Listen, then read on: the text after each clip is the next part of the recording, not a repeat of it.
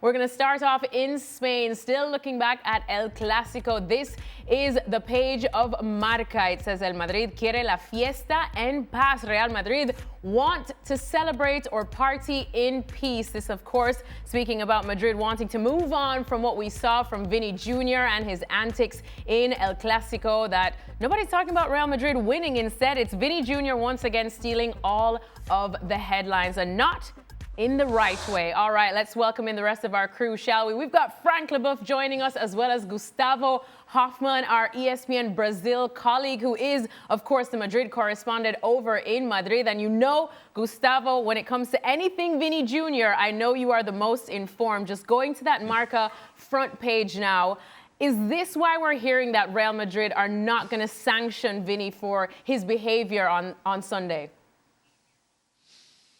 Hello, Alexis. Hello, everybody. Yes, that's the information that ESPN has it. What we know by sources is that Real Madrid won't punish Vinicius for his behavior at El Clásico against Barcelona. All the Real Madrid team, all the players, they had 2 days off.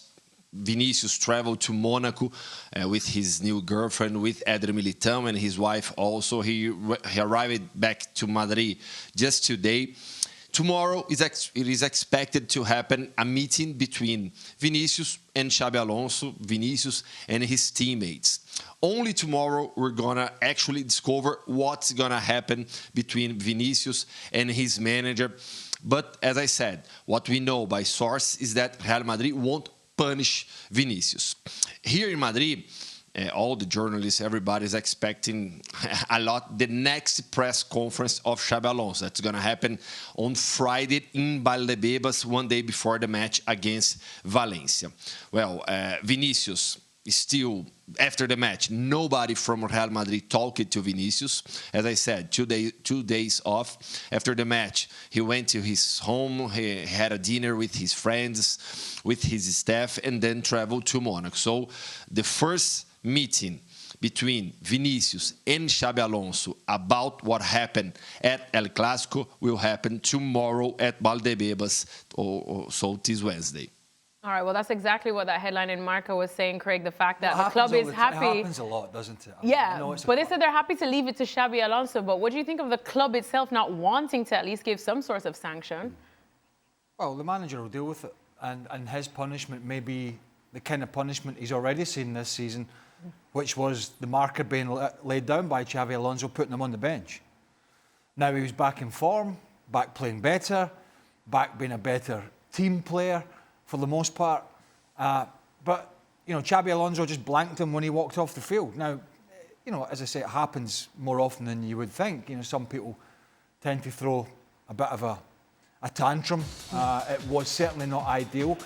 I think people are still talking about the Real Madrid victory, but of course, because it was a huge victory. But of course, this was one of the talking points. And it's not just that he threw a fit, it was the fact that he walked off straight down the tunnel, which is a big no-no during the game, unless you're needing some treatment. And probably he did come back out, but I would imagine he had to be ushered back out and told, listen, this is not a good look, come back out. So it was kind of a little poke in the eye to the manager, and I would imagine he'll either... And by the way, we talk about the press conference coming up. Xabi Alonso was brilliant at the press conference pre-El Clásico when he was batting off all the questions about Lamine Yamal. He's a smart cookie. He's a clever guy. He knows how to answer questions, and I'm sure he'll deal with it accordingly. And then Vini Jr. will find out his fate in the next match, whether he's sat on the bench or whether Xabi Alonso's going to say, do you know what, I'll let this one rest for now, but if it happens again, you're in trouble. Stevie, as a coach or as a former coach, how would you be handling this? Would you bench him for the next game? Absolutely. I don't think Alonso has any choice. If he's not seen to be doing anything, he'll lose respect everywhere, including the other players in the dressing room. Absolutely, 100%. The one I find funny is that why would anybody think that Real Madrid are going to do anything to Vini? I mean, Real Madrid, the hierarchy at Real Madrid have shown over the last couple of years they have zero class in them with the things they're doing, complaining about referees and cancelling the trip for all people concerned with Real Madrid because Vini wasn't getting the Ballon d'Or. All this hierarchy at Real Madrid are going to do, any chance they get, are kiss the backside of Vini or anybody else. So 100% this is down to Alonso, and he has to bench him. If he doesn't bench him, then I think everybody will just lose a little bit of respect for the coach. But he has to, but you think he would have to bench him, but he has... That's two. He has a league to win. He has the pressure of managing Real Madrid. Liverpool soon too. I bet Stevie would love him to be benched for that one. Probably could bench him for that one, actually, the way Liverpool are playing. So yeah, I mean, it's a difficult one because you're definitely weakening your team when you take him out, but you're weakening your own position if you don't. And so it's a really difficult position, and he's put his manager in an unnecessary situation here by this tantrum. And we were doing the pre-game show with Kay and Ali, and the word maturity got mentioned about maybe he is maturing, maybe he's seeing the bigger picture, maybe he knows that Mbappe is the main man at the moment, and he can add it in different ways and be more of a team player. And so the word maturity sort of popped up in the pre-game studio, and then it got kicked in the trash can by the end of it because he went off on another tantrum. Yes. But think about it. Brahim Diaz was already on the field in the front line as a substitute. Kylian Mbappe was already on.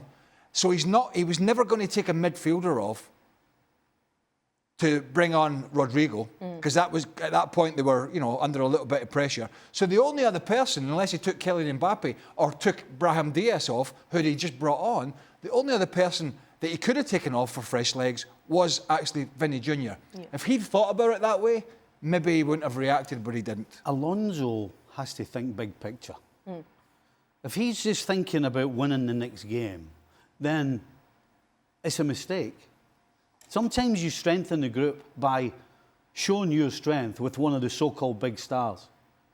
Because when you let somebody like Vini off with this or anything else, the next time it comes round and it's somebody else, it's, hold on a second, you didn't touch the big guy.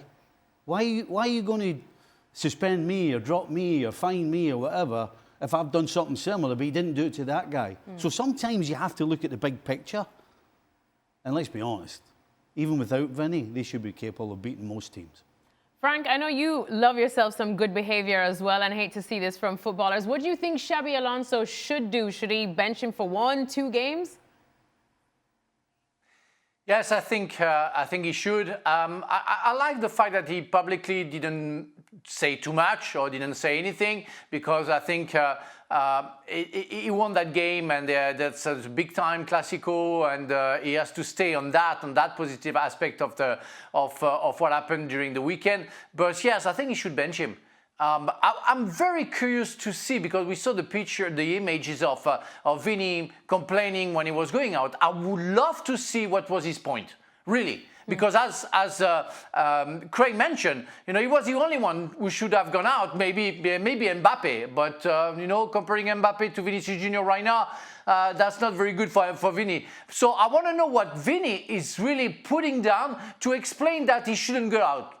I'm very curious, because I think there is no point, because again, Xabi Alonso had no choice but putting Vini out in order to put Rodrigo in. Otherwise, he would have to put a midfielder or a defender, on and put somebody else out. But there was no reason for Vini to comment that.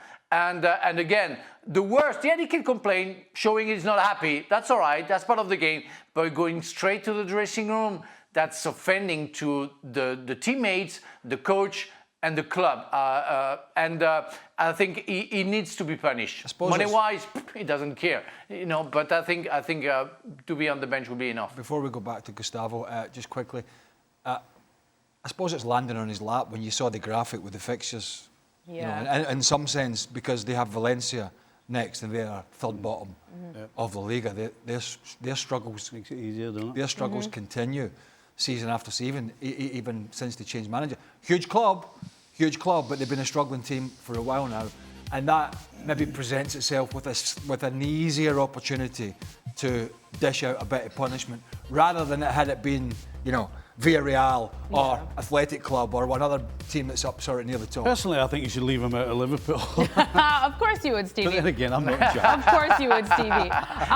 Gustavo, let me come back to you now because a couple of our ESPN sources have hinted or reported the fact that this latest outburst has further strained relations between Xabi Alonso and Vini Jr. We know that you are specifically quite close to Vini Jr. and his camp. What do you think the situation is now? How far gone is this relationship? A very, very hard situation now, and including trying to explain a little bit the reasons why Vinicius Jr. acted like that. I think that his behavior is unacceptable and it's clear for everybody. What is happening now is that last season, well, with Carlo Ancelotti, in this kind of matches, Vinicius would never leave. Carlo Ancelotti believed that Vinicius was so important to the team that against Barcelona in the most important match in Champions League, in La Liga, Vinicius used it to play till the end, the 90 minutes. With Xabi Alonso, his status at Real Madrid has changed. And he has been subbed so many times. He has just completed 3 or 4 matches with Xabi Alonso. He has already been benched. So the change of his status has provoked this reaction and the bad relationship that he has with Xabi Alonso. You're going to remember that in August, when I published about the negotiations over his new contract. Now everything is blocked since August. And his staff, people from his staff, told me that they would wait the season to see how Xabi Alonso would see Vini's role at the team. And the situation now definitely is not good. Xabi Alonso is still such a young manager, you know, and still coming into it. I mean, you heard from Gustavo right there who said that if this were Carlo Ancelotti, Vini wouldn't ever act like this. So how crucial is Xabi's... Ancelotti last year threatened to take Vinicius Jr. off in the game if he didn't actually start upping his work rate. Vini, you could sense, had that respect for Ancelotti. Now, Xabi, how crucial is his handling of this Vini Jr. situation to how we view him as a manager? How crucial is it? How much are we going to judge Xabi on how he handles this? I kind of touched on it earlier. It's crucial to the rest of the group. It's crucial to the dressing room how Xabi Alonso handles this. Not just from a personal Vini point of view. The manager has to think about the big picture, and the big picture is what he does and how he deals with Vini. Absolutely, every other person in that dressing room was watching it to see whether he puts down the hammer, whether he's soft, whether he does the right thing. This is the important thing for Alonso. It's not the actual relationship with Vini. He has to make sure that everybody, after this is all done and dusted, still respects the manager the same way he did before it. Well, he's the best player. He actually took Mbappe off in the game. I don't know the minute, but it was after Vinicius Jr. And it was probably nearer the end of the game. But he took Mbappe off as well to bolster the midfield or the back line. I can't remember who he brought on. There was so much going on. And he's, you know, probably the best player in Spain at the moment. Maybe arguably the best player in Europe again. So, and he was pretty accepting of the situation. His job was done. Yeah. And, you know, this is just, I think we could be sat here in 12 months' time, hopefully. And it's a long time. Yeah. And I think we could be having the same conversation. Because I don't think he will change. I think you can try and make him change, but I think it's going to be very difficult, so you have to manage it. I think that emotion is always going to be there, and the emotion is what makes the player, for the most part, along with his talent. But he has to sort of harness it in the right way, and I think when it boils over, you know, as a manager, you have to deal with it in the correct manner, and I think we'll probably see that in the next few days. Frank, you wanted to come in? Yes, please. I think what Xabi Alonso has to do, and Stevie was saying, in front of the group, he has to show his strengths and his power, and he has to think that when he was a player, and he was a great player, he was a huge player, he was a leader for Liverpool, for Real Madrid, for Bayern Munich, he was a great player. So he exactly knows what the rest of the dressing room thinks about what he should do. So he has to behave according to what he has seen before during his career, and what he has thought or would have thought if a player would have done or behaved the same. And I think Xabi Alonso exactly knows what he has to do, and what Vini did as a sport person in that matter has to be sanctioned in front of the rest of the group. So I think everything Alonso will do would be good to do. But if he doesn't do anything, he will lose respect, as Stevie said before. Gustavo, considering that this relationship obviously now with Xabi Alonso is quite strained, are we closer to seeing Vini Jr. leaving Real Madrid, maybe sooner than later?